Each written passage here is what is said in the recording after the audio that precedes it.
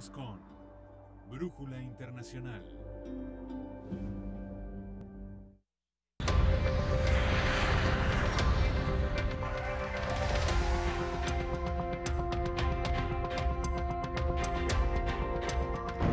Continuamos con el doctor Félix Pérez de la Unidad Oftalmológica de Caracas y además con una larga experiencia internacional. Se dice que las condiciones económicas y sociales, incluso se cita el caso de Cuba en la época más dura, producen muchas enfermedades de la vista, ¿no? Ahora que nombras eso, en esa época hubo en Cuba una epidemia de ceguera. Es una anécdota bien triste, pero muy interesante.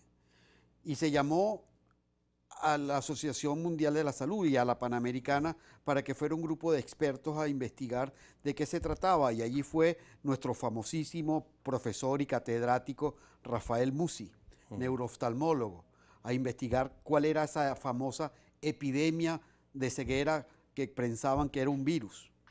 Y resulta que no era más que hambre. Una avitaminosis severa con una falta de vitaminas específicas del nervio óptico que estaban produciendo ceguera en la población cubana. Es lo que ha ocurrido también en algunos lugares de África. Ocurre en algunos lugares de África y en otros sitios donde el hambre es muy importante y sobre todo, digamos, la falta de algunas vitaminas.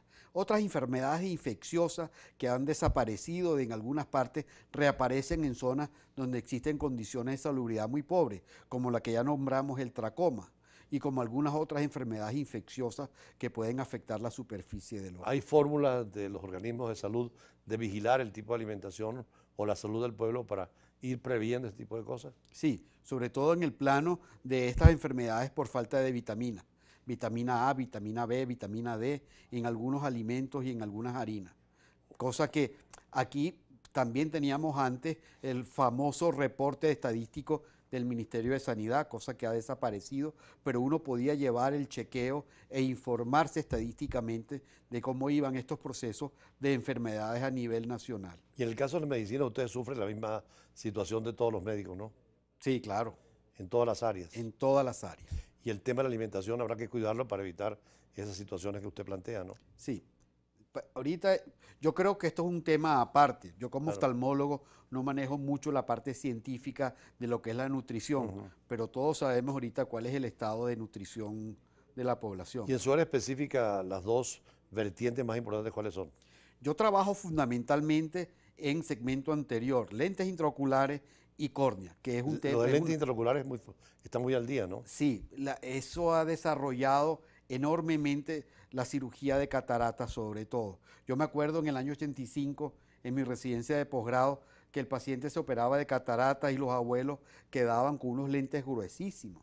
No se le podía poner, no existían lentes intraoculares. Hoy en día el paciente se opera de catarata, se le pone un lente intraocular multifocal y al día siguiente a las 48 horas está en la oficina firmando documentos y viendo la televisión. Eso ha sido un desarrollo extraordinario. ¿Cómo debe la persona prever este tipo de situaciones de una enfermedad como esta? También me refiero al año 85. En aquella época esperábamos que el paciente estuviera viendo malísimo para poder operarlo. Hoy en día se hace la cirugía más precoz. Un ingeniero, un profesor, un técnico soldador, cualquier persona que inmediatamente comienza a notar que su visión comienza a hacerse un poquito más borrosa, síntomas muy precoces, ya nosotros podemos decirle que estamos en la posibilidad de operarlo con un nivel de exactitud y precisión, de poder implantar un lente intraocular y tener una recuperación rápida y expedita. ¿Cuentan con todos los instrumentos y todas las materias necesarias? Sí, a nivel nacional contamos con centros especializados en la materia que afortunadamente tenemos oftalmólogos de primera línea para poder hacer esta técnica de implante. ¿Y en la otra área que usted decía que era muy importante? Eso es un mundo extraordinario, la cirugía de córnea. Hasta hace poco tiempo para hacer un trasplante de córnea había que trasplantar toda la córnea, quitar el órgano completo y ponerlo nuevo. Hoy en día podemos hacer los trasplantes por capas. Podemos hacer la capa interna, la capa media o la capa anterior. Dependiendo específicamente de qué nivel de la córnea esté afectada, podemos trasplantar solamente esa capa de córnea. ¿Y en nuevos campos de la medicina en materia de oftalmología, cuáles se abren?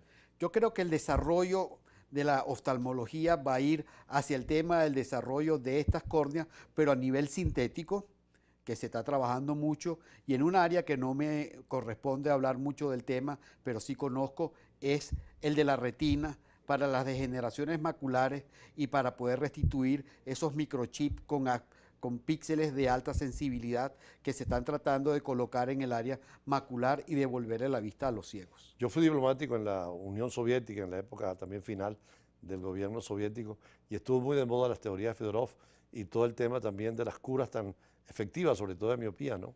Sí, este profesor era un personaje de fama mundial, sobre todo porque él, aunque estaba dentro de un país comunista, él tenía un instituto que funcionaba como una isla de Occidente dentro del comunismo. Sus médicos eran los más prósperos porque ganaban una cuota adicional por los pacientes operados y tenía toda tecnología occidental y desarrolló las técnicas para la cirugía de miopía que se hicieron famosas en todo el mundo. ¿Siguen siendo actuales estas técnicas? Estas técnicas ya fueron reemplazadas todas por el rayo láser. ¿En qué sentido? En aquella época operábamos con bisturí de diamante y hacíamos la queratotomía radial. Hoy en día ya esa técnica ha sido superada por las ablaciones de superficie hechas con excimer láser. Bisturí de diamante, donde un venezolano tuvo mucho que decir también, ¿no? Sí. En la época de la creación del bisturí, creo que el doctor Fernández Morán. Fernández Morán, maracucho, zuliano, que dedicó toda su vida a la investigación en los Estados Unidos. A nivel de la integración latinoamericana, ahora que se habla del Mercosur, de la comunidad andina, ¿han tenido ustedes esas experiencias de poder tener intercambios?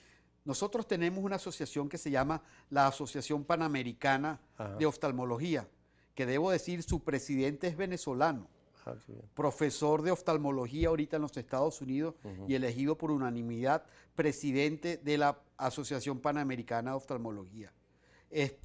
Gran retinólogo y gran investigador en el área de los microchips de estos para la mácula. Y a través de esta Panamericana se hacen eventos, se hacen simposios y se hacen congresos americanos, habitualmente cambiando cada ciudad anualmente. Toca una vez Brasil, otra Argentina, otra Centroamérica, y además se ofertan becas para estudiantes latinoamericanos que opten por cursos de especialización en diversas partes de la región. El embajador de la India nos decía hace unos meses que India se ha especializado mucho en el turismo médico, dado que la medicina es más barata, viene mucha gente bien orientada. Podría ser el caso de Venezuela, porque sigue siendo muy barata la medicina, y sobre todo en materia de oftalmología, ¿no? Sí, eso se ha intentado con cierto éxito en Venezuela. El tema es que para poder hacer eso se requiere una infraestructura paralela, coordinada y muy bien asistida para ofrecer a ese paciente a venir a Venezuela. Le pongo un ejemplo. Operar una catarata a un paciente que venga de inclusive un país latinoamericano pobre, de Centroamérica a Venezuela, le sale la mitad o un tercio de lo que le sale operarse en Guatemala o en El Salvador. Y así en las demás áreas también, sí, ¿no? Pero para venir acá uno tiene que ofrecerle Seguridad, 3 días de hotel, 3 días de alimentación, claro, transporte con seguridad, una serie de cosas que el paciente dice, si no lo tengo no voy a ir. Finalmente, ¿usted qué consejo le da a los venezolanos que nos ven, inclusive muchos extranjeros y muchos diplomáticos, en materia de preocupación y de atención con la vista? Yo creo que todavía en Venezuela y por mucho tiempo contamos con una red de especialistas en el área de oftalmología lo suficientemente preparados que damos ejemplo, cátedra y tecnología a nivel latinoamericano y en el mundo. Y lo demuestran nuestros muchachos, nuestros discípulos, nuestros alumnos, que hoy en día no solamente en Latinoamérica están trabajando, sino en los Estados Unidos, como el caso del doctor Fernando Arévalo, presidente de la Panamericana, o otros muchos médicos que están en Europa, no solamente en países de habla hispana como España, sino en otros países que se destacan enormemente. Bueno, muchísimas gracias al doctor Félix Pérez de la Unidad Oftalmológica de Caracas y uno de los más conocidos en el medio de la oftalmología, una gran experiencia, formado, como él nos decía, en Rusia y también en Colombia, pero permanentemente en contacto en congresos internacionales. Vamos a un corte, seguimos con otras notas siempre en el contexto de la información internacional. Ya regresamos.